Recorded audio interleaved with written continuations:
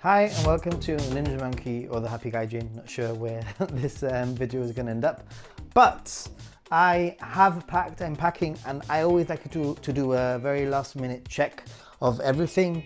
So I thought I'd show you how I've packed for my 6-week vacation or 6-week traveling around Japan. Okay, I've set everything up on the floor so that you can sort of see. So this is what my suitcase looks like. It's kind of empty, but let me just explain some of the things I've got here on this end, which I'm not going to exactly bring up because it's quite well packed. I've got contact lenses, enough for 6 weeks, with probably 4 or 5 to spare. I have some business cards, etc., some gifts, some spare glasses, and then I have this here, which is actually for the bank. It's the device that is used for online banking, which is something that, you know, hopefully I don't need to use, but just in case I do need to use it, it's there. This hand luggage, which I have here, I'm going to place it inside of my main luggage. It fits quite nicely, as you can see.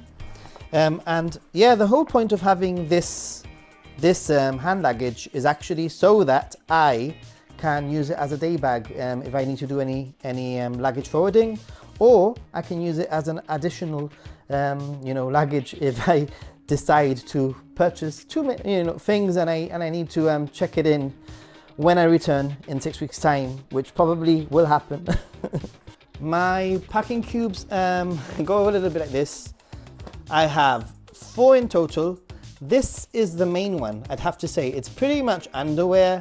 I am taking a lot of underwear. Pretty much I've emptied my underwear drawer and I'm taking it with me, just because it's a lot easier for me to change my underwear rather than have to do laundry. I guess that this would probably be the #1 thing that I'd need to do laundry. Over here I actually have some gifts for people, patrons, etc. So this will be empty very, very soon. Over here, I literally only have 3 pairs of shorts. Actually 2 pairs of shorts. One I'm going to be wearing on the way that way, and a very light linen pants or trousers. And over here, I have some t-shirts. I have Happy Gaijin t-shirt, a Ninja Monkey t-shirt, and then I have maybe 3 plain t-shirts and a shirt, just so that, once again, hopefully this will mean that I don't have to do laundry for at least 10 days. This packing cube very easily fits in here. That's my underwear. This shorts packing cube also very easily fits in here. And this packing cube will probably fit in here quite easily, as you can see. So this is what it looks like. Hand luggage with pretty much most of my clothing in it. So, and I still have a pocket that I can put things in. So this is going to be pretty much perfect. So we have a few bags, as you can see, and they're all labeled. This is all audio gear, like cables, stuff like that. There's no batteries in there, so that's absolutely fine. Then over here I've got USB-C cables, and believe it or not, I've got different lengths, etc. The last thing I need is to be traveling and needing to find the cable that I need. So as you can see in here, I have all the plug adapters that I need. Yeah. Over here I have iPhone accessories, etc. So that goes perfectly in there. I also have this. This is the packing cube, which will probably end up becoming my dirty like clothes cube, because this is all going to be given away pretty soon. So I just rearranged things to have that packing cube at the bottom. Made more sense. These little pouches, which by the way are the pouches that they give you in when you fly.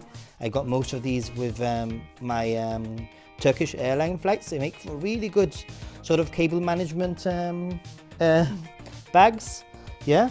In this bag I have just some minor medicine, some razors for shaving, some shaving foam, that sort of thing, which all fits in here nicely. It's not too big, and it's just one of those things, because I'm traveling for so long, that I do carry this with me, but I probably wouldn't if I was going for a week. I would probably just use the razors and everything that the hotels provide.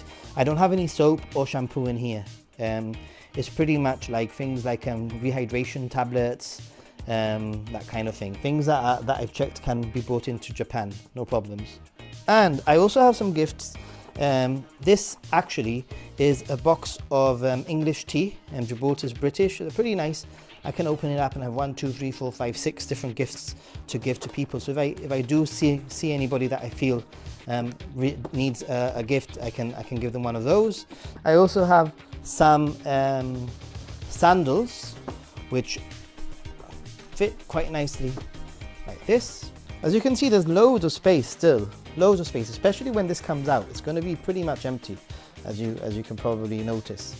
This is a charger for my camera gear, and I've already put the adapter, the Japanese adapter, so it's ready to charge. And I also have the 360 lens, which I'm going to put inside of this bag so it's safe. Oh, and before I forget, I do carry a belt in there. I'm going to tell you why. Because I actually find myself losing weight when I'm traveling around Japan in the summer, especially with the heat and humidity. So probably in 3 weeks' time, I might need to be using a belt. And that's pretty much everything that I'm taking with me on a 6-week trip to Japan. Have I gone overboard? Do you think I've done a good job? I think I'm quite happy with the way that I've packed. I've left a lot of things out that I wouldn't have, that I would have probably taken with me in previous trips. I guess this is a lot of experience, what I need, what I don't need. And actually, like I mentioned, once I take out the hand baggage from in that suitcase, it is going to be very, very spacious. Okay, so this is a Peak Design bag, and it's done me quite good. I've had it for quite a few years. You can see it's there's a little bit of wear and tear, but I'm not the kind of person that just purchases something just because, you know. As long as it works and is functional, I'll keep on using it, but maybe soon I'll have to start thinking about getting something else, especially because the zips are starting to become a little bit harder to open and close. But yeah, so a few things need to go in here. This is my main camera, my streaming gear, which is in here.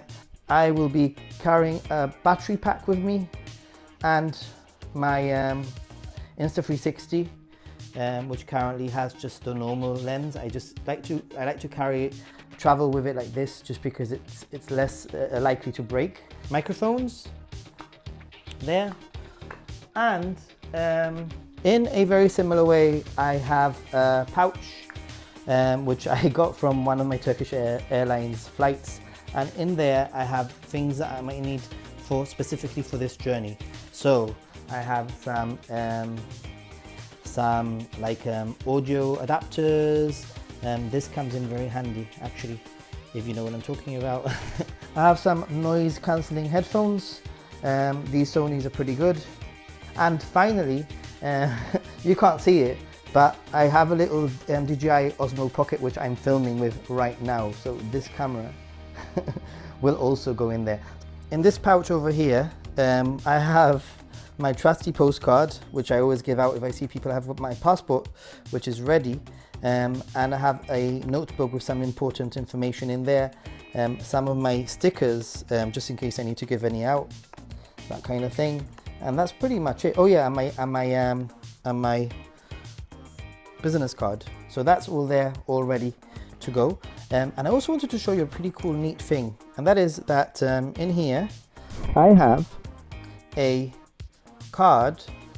You can see that card, it doesn't show any numbers or anything, but this card is actually disabled. So even if I lost my bag, nobody will be able to use the card, having this as the backup, which is exactly what I do. Finally, I've got my laptop, which fits in quite nicely. So that is ultimately everything that I'm taking with me to Japan for a 6-week trip. So thanks so much for watching. I know it's not been the most professional video, but I am about to have a shower and head to the airport in the next 25 minutes. And I really wanted to show you guys what I've packed, why I've packed it, etc. And hopefully give you some ideas for those of you who are traveling for a long time. I know that I'm a little bit of a unique specimen of a traveler, because I do carry a lot of camera gear, and therefore it makes things a little bit more complicated, and it basically means that I need to think about tripods and the lenses, etc, etc, etc. In theory, a lot of the things that I have there could probably fit in a backpack. As you could see, most of it fitted into the smaller bag. See you in the next video, in Japan, in a live stream, or wherever. See you soon. Don't forget to like, subscribe if you haven't already, and if you want more tourist sort of tips, don't forget to leave a comment below and watch some of my other content. Till next time, bye.